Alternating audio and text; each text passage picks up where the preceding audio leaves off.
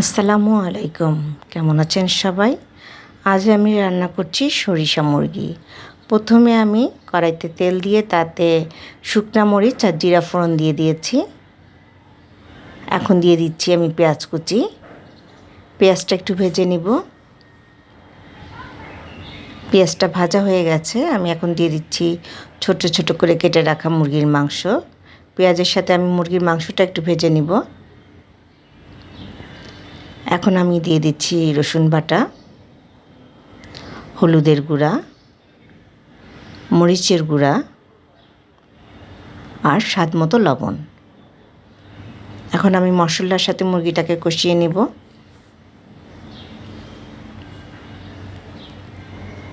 মুরগিটা কষানো হয়ে গেছে। আমি দিয়ে দিচ্ছি টমেটো কুচি। টমেটো কুচি দিয়ে আবার আমি মাংসটাকে একটু কষিয়ে নেব। এখন আমি ঢাকনা দিয়ে ঢেকে দিচ্ছি।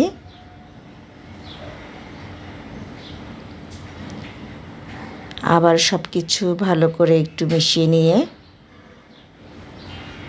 দিয়ে দিচ্ছি আমি দুন্দুল তরকারি। আমি মাংসটা দুন্দুল তরকারি দিয়ে রান্না করছি।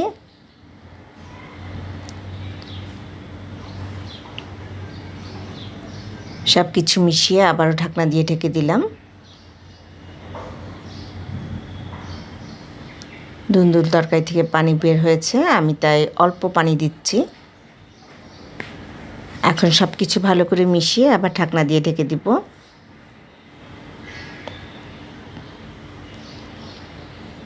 মাংসটা সিদ্ধ হয়ে গেছে।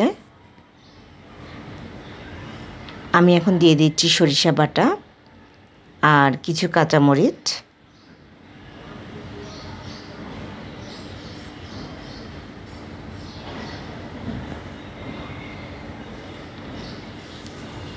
সব কিছু ভালো করে মিশিয়ে 5 মিনিট আমি রান্না করব। আমার রান্নাটা হয়ে গেছে। এভাবে করে সরিষা মুরগি রান্না করে খেয়ে দেখবেন, খেতে ভীষণ মজা লাগে।